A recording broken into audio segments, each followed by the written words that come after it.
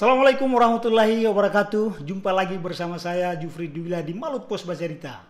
Kali ini saya kedatangan tamu istimewa, tamu spesial. Beliau ini mantan wakil pemimpin redaksi Surat Kabar Harian Malut Pos yang juga saat ini menjabat sebagai salah satu komisioner di Komisi Informasi Provinsi Maluku Utara.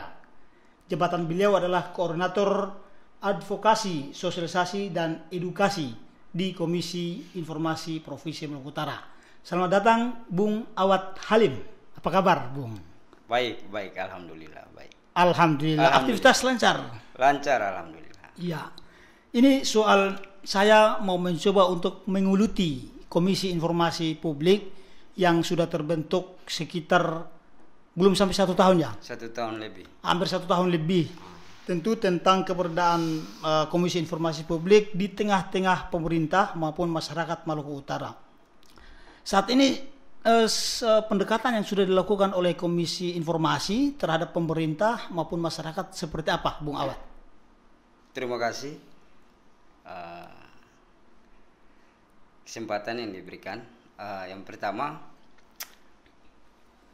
yang kami di Komisi Informasi sebelum untuk menjawab apa yang disampaikan oleh host bahwa pendekatan yang kami sudah lakukan setelah dibentuk 2021 kemarin. 2021. Sebelumnya saya juga ingin menjelaskan soal keberadaan lembaga Komisi Informasi Publik di Provinsi Maluku Utara. Yang pertama bahwa Komisi Informasi ini secara perundang-undangan dibentuk di tahun 2008, kemudian dilaksanakan di tahun 2010. Itu secara umum? Secara umum. Di tahun 2010 itu seharusnya di 34 provinsi di Indonesia itu harus sudah dibentuk. Itu perintah Undang-Undang nomor 14 tahun 2008. Tapi kita di Maluku Utara itu baru dibentuk di tahun 2021, tepatnya di tanggal 21 Januari diambil sumpah oleh Gubernur Maluku Utara Burgani Kasuba di kediamannya. Di situ secara resmi kita dilantik 5 orang sebagai komisioner Komisi Informasi Publik. Pertama Ketua Abdul Aziz Marsaoli, Wakil Ketua Ismat Chaupala, Koordinator Bidang Penyelesaian Sengketa Informasi Mohdar Bailusi, Bidang Kelembagaan Mariani Yusuf, dan saya Koordinator Bidang Advokasi, Sosialisasi, dan Edukasi. Setelah dibentuk, kami sadar bahwa di Provinsi Maluku Utara ini memang banyak hal yang harus dilakukan, banyak tanggung jawab. Bagaimana publik masyarakat Maluku Utara itu bisa mengakses informasi publik yang ada di lembaga pemerintahan. Lembaga pemerintahan selain itu badan-badan publik non pemerintah yang menerima anggaran baik itu APBN maupun APBD harus secara terbuka bertanggung jawab terhadap publik, yaitu berbagai kegiatan program termasuk dengan profil dan lain sebagainya. Tapi sebelum ke situ saya ingin tanya soal Badan KI ini, apakah dia melekat di salah satu dinas di Provinsi Maluku Utara? Misalnya di dinas apa? Kominfo ya? Iya. Kalau secara hierarki atau koordinasi? Koordinasi. Kita memang undang-undang menegaskan bahwa Komisi Informasi itu lembaga mandiri, independen. Lembaga mandiri, Tapi kita secara regulasi disebutkan bahwa kita melekat secara di kesekretariatan itu melekat ke Dinas Komisi Informasi Provinsi Maluku Utara. Mulai dari sekretaris sampai staf-stafnya. Staf-staf yang lain itu asalnya dari Dinas Kominfo. Termasuk penganggaran melekat di Diskominfo dan Persandian. Termasuk anggarannya juga. Penganggarannya. Termasuk anggaran. Itu melekat di Diskominfo. Tapi apakah memang sumber anggaran untuk Komisi Informasi ini hanya dari APBD atau juga dari APBN? Kita murni APBD. Murni APBD, tidak ada APBN. Tidak ada APBN. Sampai saat ini. Sampai saat ini. Dan itu seluruh Indonesia. Dan seluruh KI di Indonesia itu dibiayai oleh APBD. Dibiayai oleh APBD. Makanya dalam Undang-Undang 14 2008 itu ditegaskan bahwa KI provinsi bisa membentuk KI kabupaten kota, tapi itu bukan sebuah keharusan, bukan sebuah kewajiban yang harus dilaksanakan oleh KIP satu tingkat di atas, karena itu tergantung. Artinya ada perintah itu, tapi bukan satu kewajiban atau harus. Harus, bukan satu keharusan, karena di situ yang kita pahami bahwa konsekuensi penganggaran. Kalau misalnya anggaran di daerah itu memungkinkan untuk dibentuk KI, karena anggaran KI dibebankan kepada APBD, maka kita akan dorong. Tapi kita akan upayakan komunikasikan dengan pemerintah daerah agar dibentuklah KI kabupaten kota. Apalagi kita di Provinsi Maluku Utara adalah daerah kepulauan, membutuhkan tanggung jawab secara kelembagaan untuk menerima, memeriksa dan menyelesaikan sengketa informasi. Ya, kita mendorong agar kabupaten kota juga dapat membentuk komisi informasi di setiap kabupaten kota. Oke, soal anggaran tadi nih yang melekat ke Dinas Kominfo. Sebetulnya berapa sih anggaran yang KI punya yang melekat ke Dinas Kominfo? Kita hampir 2000 untuk tahun 2022 ini ya? Atau tahun 2001 misalnya? 2001 kita dialokasikan anggaran yang sudah disiapkan oleh pemerintah daerah lewat Diskominfo dan Persandian itu kurang lebih 800 juta. Itu 2021? 2021. 800 juta? Dan 2022 pun kurang lebih sama angkanya. Sama? Sama. Oke. KI sendiri melihat soal anggaran itu dengan kinerja, kerja, program, visi, misi, pas tidak? Cukup tidak? Cukup. Kalau dari 800 juta untuk mengurus segala macam program yang ada di Komisi Informasi. Kalau secara angka-angka memang mungkin tidak cukup. Jadi 800 juta tadi sudah klop dengan gaji dengan beberapa program. Kita di tahun 2022 ini kita hanya diberi 2 perjalanan dinas untuk sosialisasi di dalam daerah dan anggaran perjalanan dinas untuk luar daerah 1. Ya, kalau hitung-hitung sih sebenarnya anggaran itu tidak cukup jika dibandingkan tidak cukup dengan untuk 800 juta itu. Sangat untuk dibanding kalau kita melihat luas wilayah untuk Provinsi Maluku Utara, kita adalah luas wilayah jangkauan yang pulau-pulau ini. Kita Maluku Utara ini daerah provinsi kepulauan. Kita mau menyeberang ke Sofifi atau ke Tidore itu harus menyeberang lautan dan membutuhkan biaya. Dan sampai sekarang ini untuk kabupaten kota di Maluku Utara baru Halmahera Utara yang kita datangi untuk sosialisasi Undang-Undang 14. Bagaimana kita mendorong supaya pemerintah Undang-Undang 14 tentang keterbukaan informasi publik.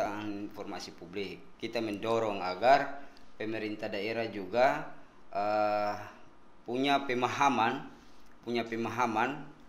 terhadap Undang-Undang 14 tahun 2008. Bagaimana hak-hak publik terhadap informasi itu harus diakomodasi dan dapat diberikan secepat-cepatnya sesuai dengan ketentuan Undang-Undang 14. Ya, soal anggaran yang tidak cukup tadi, apakah komunikasi dengan Dinas Kominfo sejauh mana?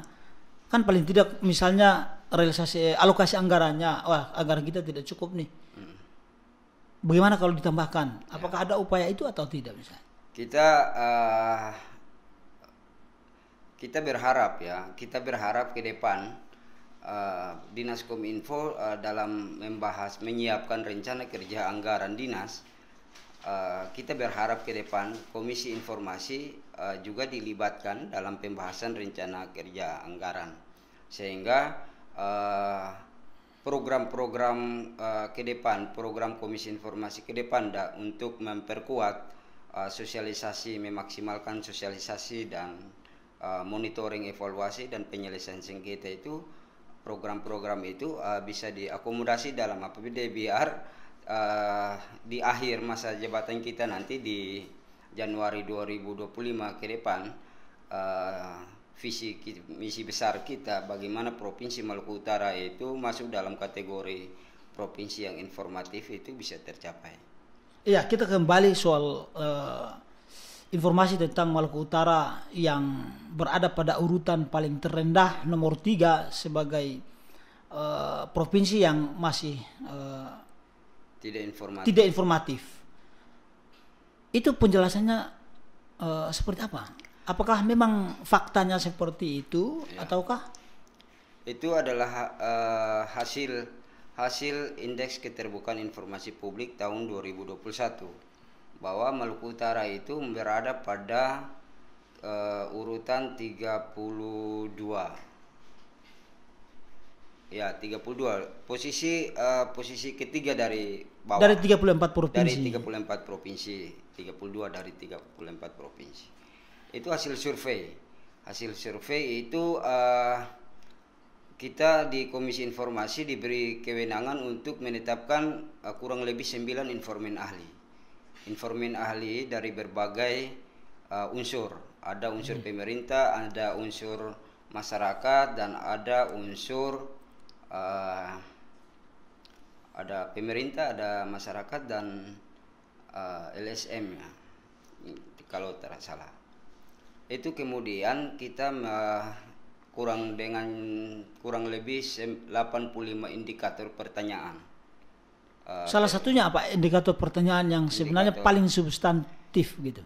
Ada anggaran tidak untuk dari pemerintah daerah menyiapkan anggaran untuk kegiatan sosialisasi buat PPID.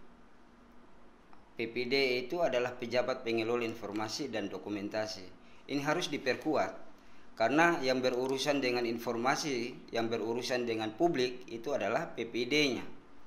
Jadi PPID itu bukan sekedar SK pejabat utama, PPD utama memberikan SK dan menetapkan siapa yang menjabat sebagai PPID, tapi paling tidak PPID itu adalah orang-orang yang memahami tentang informasi dan memiliki gaya yang komunikatif.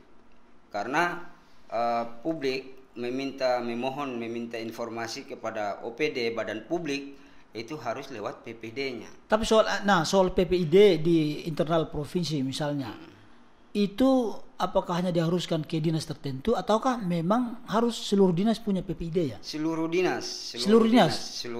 Dan di Maluku Utara sendiri saat dinas ini? Itu kita sebut dengan badan publik.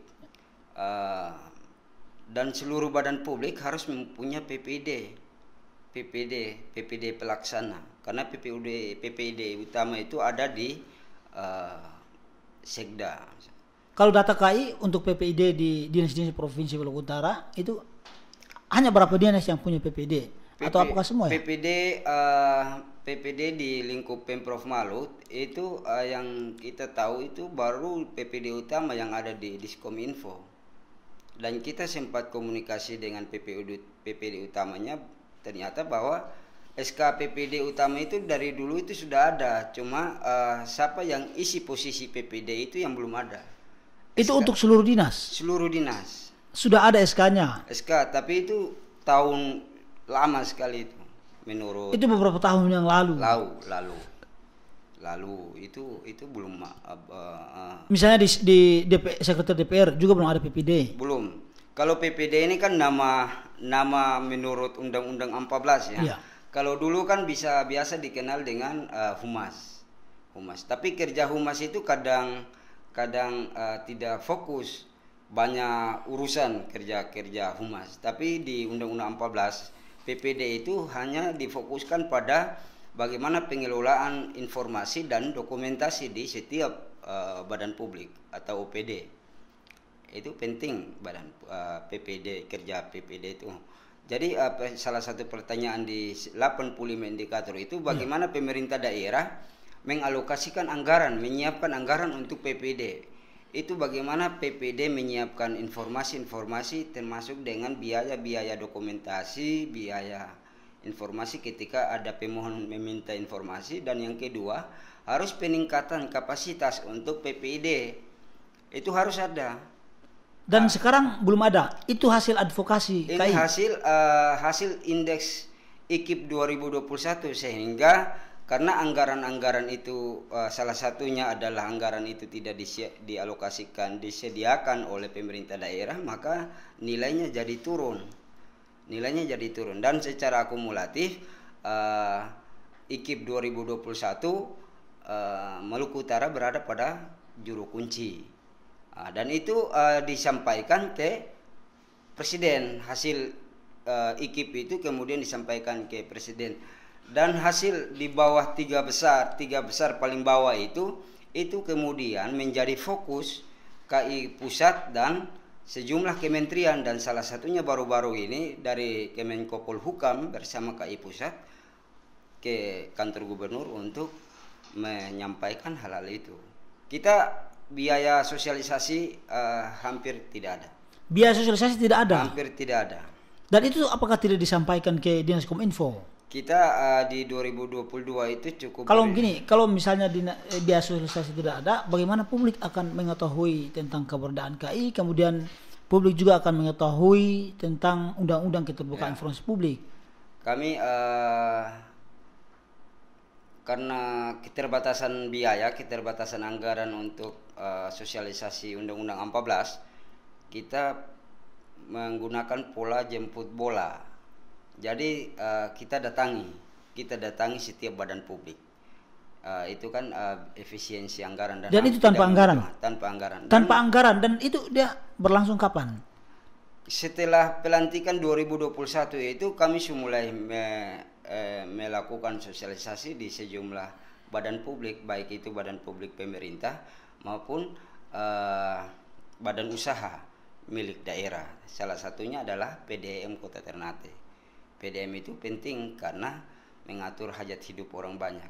Bagaimana PDM memiliki pola cara agar masyarakat bisa tahu ketika ada kendala, tantangan apa yang dihadapi oleh PDM terkait dengan penggunaan air di Kota Ternate. Jadi ini faktanya kan bahwa kadang tiba-tiba pipa di mana bocor, 2-3 hari masyarakat di salah satu lingkungan itu misalnya tidak menikmati air bersih. Itu informasi yang penting buat publik ketika ada perbaikan pipa di titik-titik, beberapa titik, itu harusnya disampaikan oleh badan publik PDM, karena masyarakat butuh informasi-informasi itu, apalagi ini terkait dengan kebutuhan air dan ketersediaan air di Kota Ternate. Oke, soal anggaran, apakah 800 juta itu menurut KAI belum cukup, dan apakah KAI akan mendorong untuk menaikkan atau seperti apa? Kita di 2022 itu sesuai rancangan anggaran kurang lebih 3 miliar atau ya kurang lebih. Kita punya rancangan anggarannya 3 miliar. 3 miliar kurang lebih. Di tahun ini? Tahun 2022. Namun yang diakomodir 800 juta kurang lebih. Karena kita punya program. Punya program dan kita punya kegiatan kesekretariatan yang harus membutuhkan anggaran, biaya.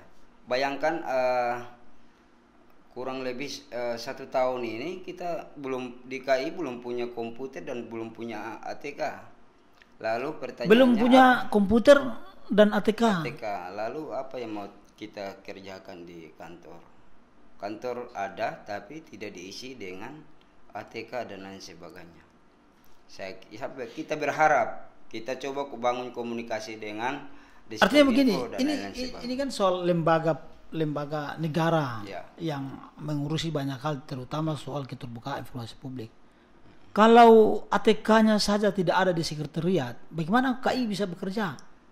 Kita mungkin memanfaatkan fasilitas-fasilitas yang ada, baik itu yang ada di teman-teman komisioner maupun staf-staf yang lain. Jadi dalam bentuk surat menyurat itu kita bisa menggunakan fasilitas yang ada di staf maupun di komisioner. Tapi bukan paling tidak pernahkah KI meminta dukungan fasilitas ke Dinas Kominfo misalnya? Apakah sudah pernah meminta dukungan fasilitas dan tidak direalisasi, atau memang KI belum minta? Kita memang coba komunikasikan dengan Diskominfo karena kita punya anggaran melekat ke sana. Kita minta agar kebutuhan-kebutuhan lembaga itu bisa diakomodasi.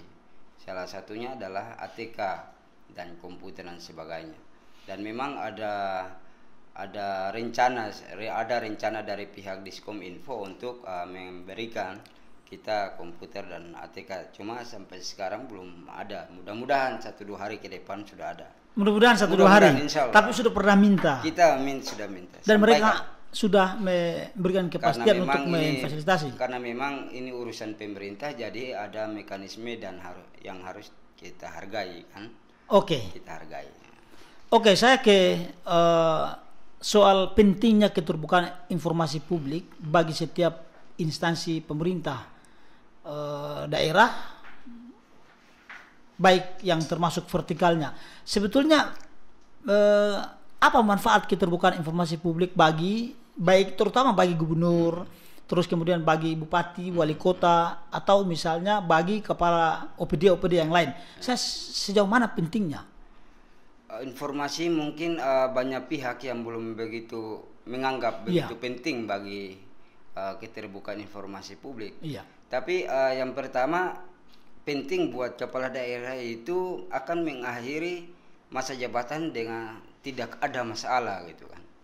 Karena kita melihat bahwa beberapa daerah itu begitu mengakhiri masa priorisasi akan dihubung-hubungkan dengan masalah hukum dan lain sebagainya. Ini diawali dengan adanya ketertutupan, tidak ada informasi publik, mulai dari informasi pengadaan barang dan jasa dan lain sebagainya. Karena ini banyak berhubungan dengan berbagai pihak, kepentingannya berbagai pihak. Jadi begitu ada pihak lain yang tidak diakomodasi dalam masalah tender, itu kemudian dibuka-buka.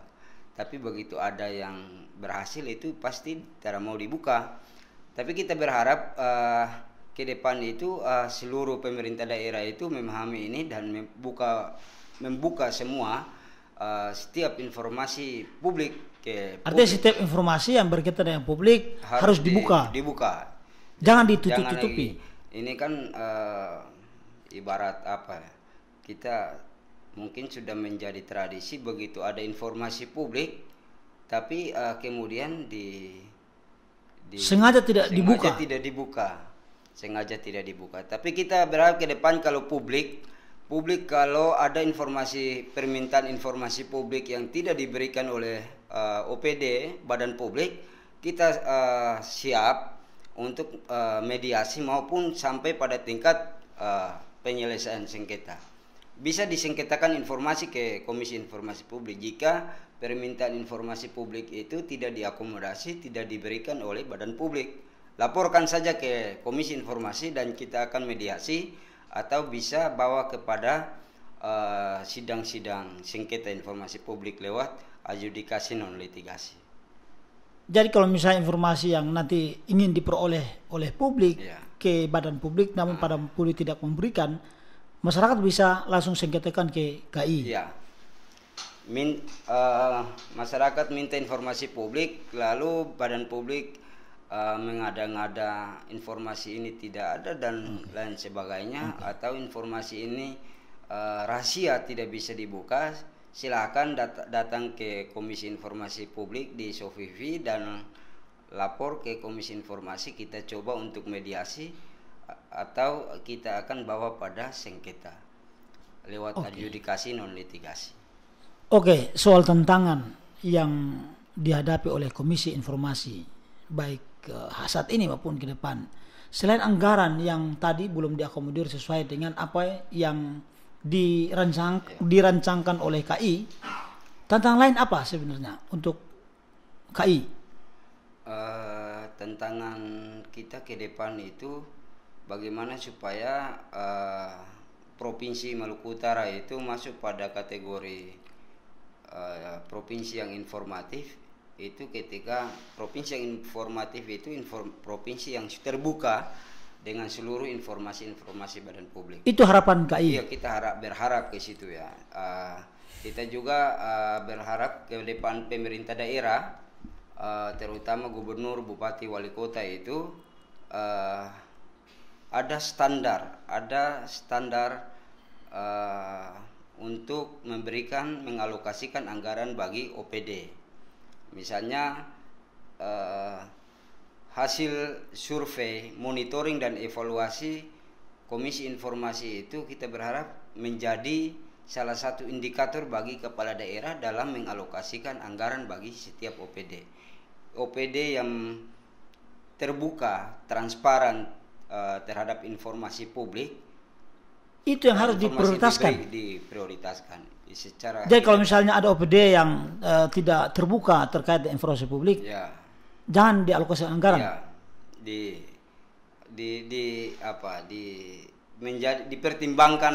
dipertimbangkanlah paling tidak, karena apakah itu yang nanti itu yang akan nanti direkomendasikan oleh KI kita berharap ya, kita coba nanti komunikasi dengan pemerintah daerah agar ke depan itu dalam mengalokasikan anggaran ke badan publik itu bisa mempertimbangkan hasil monitoring dan evaluasinya Komisi Informasi Publik, karena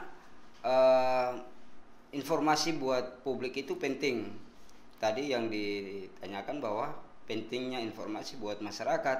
Saya kira keterbukaan informasi publik itu bisa membawa kesejahteraan buat masyarakat. Ya. Apalagi di badan-badan publik yang penting seperti dinas pertanian, dinas sosial misalnya. Misalnya dinas pertanian. Kalau misalnya ada informasi misalnya perubahan iklim, ada penyakit hama atau apa, itu bisa disampaikan ke publik, karena kalau misalnya itu tidak disampaikan lalu ada hasil panen, hasil bumi masyarakat itu jadi turun, itu kan pengaruh dan tidak membawa kesejahteraan. Tapi kalau misalnya jauh-jauh hari disampaikan oleh dinas atau badan publik terkait dan bisa diantisipasi oleh para petani, akan membawa dampak positif terhadap kesejahteraan petani. Jadi keterbukaan informasi publik buat publik itu sangat penting. Ini yang belum disadari oleh badan-badan publik kita, mungkin sekedar dianggap hal biasa, tapi penting, sangat penting. Sekali lagi sangat penting keterbukaan informasi publik itu bagi publik. Oke, terakhir harapan